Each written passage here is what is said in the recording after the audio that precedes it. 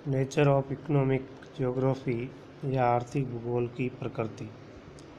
आर्थिक भूगोल मूलतः मानव की आर्थिक क्रियाओं तथा आर्थिक व्यवहारों के स्थानिक प्रतिरूपों के अध्ययन से संबंधित है, यानी कि मानव की विभिन्न आर्थिक क्रियाकलापों का संबंध आर्थिक भूगोल से है, जो क्षेत्रीय प्रतिरूपों का अध्ययन करता है और ये प्रतिरूप आर्थिक क्रियाओं से संबंधित होते हैं।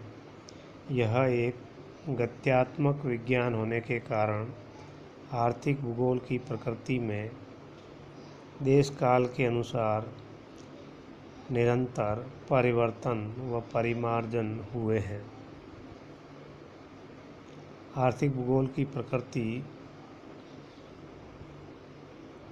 के अध्ययन में कुछ तथ्यों का अध्ययन करना आवश्यक है।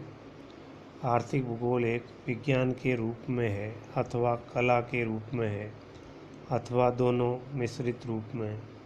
इसके साथ ही इसकी प्रकृति के संबंध में जानकारी के लिए यह जानना भी आवश्यक है कि इसका भूगोल की अन्य शाखाओं से क्या संबंध है।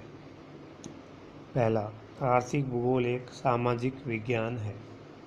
चूँकि अन्य सामाजिक विज्ञानों की भांति आर्थिक भूगोल भी किसी व्यक्ति विशेष नहीं बल्कि मानव समूहों या सामान्य जन की आर्थिक क्रियाओं का अध्ययन करता है। भूगोल की प्रधान शाखा भौतिक भूगोल और मानव भूगोल में भौतिक भूगोल मुख्य रूप से भौतिक विज्ञानों से और मानव भूगोल सामाजिक विज्ञानों से संबंधित है। इस कारण आर्थिक भूगोल मानव भूगोल से संबंधित है और वह उसकी एक शाखा के रूप में होने के कारण इसकी प्रकृति सामाजिक विज्ञानों के समान है। यही कारण है कि आर्थिक समस्याओं के स्थानिक अध्ययन में सामाजिक विज्ञानों के नियम, सिद्धांत और उपागम प्रयुक्त होते हैं, जो कि लोचदार होते हैं। सामाजिक विज्ञान कला और विज्ञान का मिश्रित रूप है, जिसमें वैज्ञानिक पद्धतियों का उपयोग किया जाता है, किंतु मानव मूल्यों, मनोवैज्ञानिक व सामाजिक धारणाओं, परंपराओं, अनुभूतियों आदि को भी महत्वपूर्ण स्थान प्राप्त होता है। आर्थिक भूगोल भू क्षेत्र के संदर्भ में आर्थिक तथ्यों का विश्लेषण है, यानी कि यह एक मानव भूगोल की वह शाखा है जिसका परम लक्ष्य स्थानिक भिन्नताओं को यथार्थ, क्रमबद्ध तथा तार्किक ढंग से स्पष्ट करना होता है। अतः आर्थिक भूगोल भूतल के विभिन्न प्रदेशों में रहने वाले मानव समूहों की आर्थिक क्रियाओं में पाई जाने वाली विशेषताओं के सकारण विश्लेषण से संबंधित है। आर्थिक भूगोल मूलतः विभिन्न आर्थिक क्रियाओं जैसे कृषि, पशुपालन,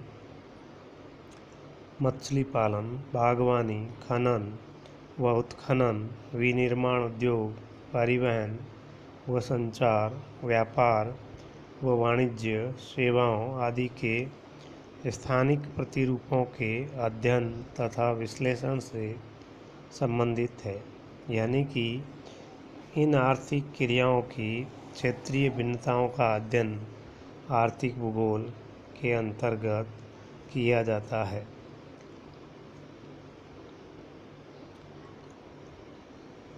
हालांकि आर्थिक क्रियाओं का संरचनात्मक अध्ययन इनसे संबंधित विभिन्न क्रमबद्ध विज्ञानों में किया जाता है, किंतु इनके वितरण तथा स्थानांतरण से पाई जाने वाली भिन्नताओं, समानताओं तथा संबद्धता का अध्ययन केवल आर्थिक भूगोल के अंतर्गत होता है। स्थानिक वितरण संबंधी अध्ययन आर्थिक भूगोल का एकाधिकार है, क्योंकि यह भूगोल के अध्ययन क्षेत्र में ही सम्मिलित है। आर्थिक भूगोल आर्थिक भूदृश्य के अध्ययन से संबंधित है। आर्थिक भूदृश्य का तात्पर्य किसी क्षेत्र में विकसित आर्थिक क्रियाओं के परिणाम स्वरूप उत्पन्न मानवकृत भूदृश्य से है। कृषि भूमि, फसलें, बाग बगीचे, मानव अधिवास, सिंचाई के साधन, यातायात के साधन, खदान, कल कारखाने, व्यापारिक प्रतिष्ठान आदि के द्वारा निर्मित दृश्य आर्थिक भूदृश्य कहलाते हैं। संपूर्ण भूदृश्यों को दो वर्गों में विभाजित किया जाता है। पहला प्राकृतिक और दूसरा सांस्कृतिक, जो मानवजन्य अथवा मानवीय क्रियाकलापों से प्रभावित या संशोधित होते हैं। आर्थिक क्रियाओं से उत्पन्न भूदृश्य भी सांस्कृतिक भूदृश्य का ही अंग होता है, जो आर्थिक भूदृश्य का विश्लेषण भौगोलिक दृष्टि से आर्थिक भूगोल में होता है। अगला है सामाजिक कल्याण आर्थिक भूगोल का परम लक्ष्य है। सभी मानव विज्ञानों का एक ही लक्ष्य होता है, अधिकतम सामाजिक कल्याण। इसी प्रकार आर्थिक भूगोल का भी यही लक्ष्य होता है कि अधिकतम प्राकृतिक संसाधनों का उपयोग करते हुए मानव का अधिकतम कल्याण या सामाजिक कल्याण की अवधारणा को पोषित करना है। यह मानव समाज के लिए उपयोगी वस्तुओं तथा सेवाओं के वितरण प्रतिरूपों, उपयोग की दशाओं, उपयोगिता की मात्रा तथा प्रकृति, वितरण में पाई जाने वाली असमानता आदि पर विचार करते हुए मानव और पर्यावरण के मध्य ऐसे संबंध पर बल देता है जिसमें मानव कल्याण में वृद्धि हो।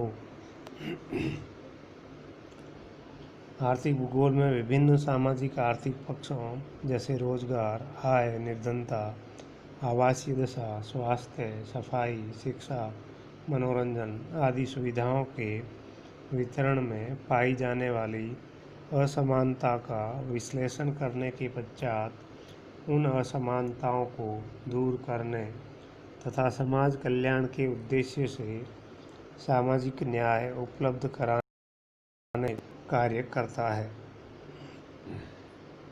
अगला आर्थिक भूगोल स्थानिक संगठन के कार्यात्मक स्वरूप का अध्ययन है। स्थानिक संगठन के कार्यात्मक स्वरूप का अध्ययन आर्थिक भूगोल का अति महत्वपूर्ण पक्ष है। स्थानिक संगठन का तात्पर्य मानव समाज द्वारा क्षेत्र में संपूर्ण उपयोग से है। किसी अर्थतंत्र का स्थानिक या क्षेत्रीय संगठन मानव के कार्यकलाप द्वारा परस्पर अंतर संबंधित भूदृश्य को प्रकट करता है, जिसके 3 प्रमुख संघटक हैं। ग्रामीण या नगरीय अधिवास, जो विभिन्न आर्थिक व सामाजिक क्रियाकलापों के नामित होते हैं। दूसरा, अधिवासों को जोड़ने वाले मार्ग तथा संचार के साधन। तीसरा, भूमि उपयोग प्रतिरूप। किसी क्षेत्र विशेष में विभिन्न भौगोलिक दशाओं के लगभग समान होने पर भी आर्थिक क्रियाकलाप से संबंधित अंतरक्रिया के परिणाम स्वरूप अर्थतंत्र के क्षेत्रीय संगठन में भिन्नता उत्पन्न हो सकती है।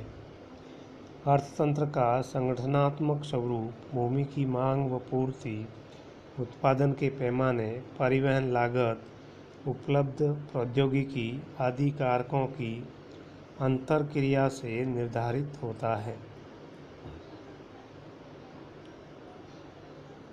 इस प्रकार यह प्रादेशिक भिन्नता पर बल देता है और प्रादेशिक आर्थिक अंतरक्रिया तथा उसके स्थानिक संगठनात्मक परिणामों का अध्ययन करने वाला विषय है। अगला है आर्थिक भूगोल अर्थशास्त्र से सर्वाधिक निकट है।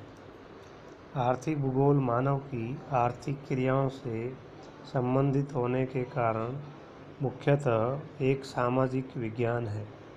सामाजिक विज्ञानों में इसका सर्वाधिक घनिष्ठ और निकट संबंध अर्थशास्त्र से है, क्योंकि अर्थशास्त्र भी मानव की आर्थिक क्रियाओं का अध्ययन करता है। अंतर केवल इतना है कि अर्थशास्त्र शुद्ध रूप से व्यापार के गुणा-भाग को प्रदर्शित करता है, जबकि आर्थिक भूगोल क्षेत्रीय भिन्नता और पर्यावरण को अपने अध्ययन में सम्मिलित करते हुए उसके प्रभाव को आर्थिक क्रियाओं पर प्रदर्शित करता है या दिखाता है। आर्थिक भूगोल में विभिन्न आर्थिक क्रियाओं के स्थानिक स्वरूप के अध्ययन तथा आर्थिक भूदृश्यों के विश्लेषण में अर्थशास्त्र के सिद्धांतों का व्यापक रूप से प्रयोग किया जाता है। आर्थिक भूगोल में सामान्यतः उन समस्त आर्थिक तथ्यों का अध्ययन क्षेत्र या स्थान के संदर्भ में किया जाता है जो अर्थशास्त्र के विषय क्षेत्र के अंतर्गत आते हैं। क्षेत्रानुसार अर्थतंत्र में उत्पन्न होने वाली भिन्नता के अध्ययन में अर्थशास्त्र को आर्थिक भूगोल के उपागम तथा सामग्रियों से भी संबंधित माना जाता है। विशेष रूप से भौगोलिक दशाओं की जानकारी प्राप्त करने के संदर्भ में यह प्रादेशिक अर्थशास्त्र का ही एक विशिष्ट स्वरूप है। इस प्रकार आर्थिक भूगोल एक सामाजिक विज्ञान है जो मानव की विभिन्न आर्थिक क्रियाओं, स्थानिक भिन्नताओं और पर्यावरण से संबंधित विभिन्न दशाओं के अंतर संबंधों का अध्ययन करता है।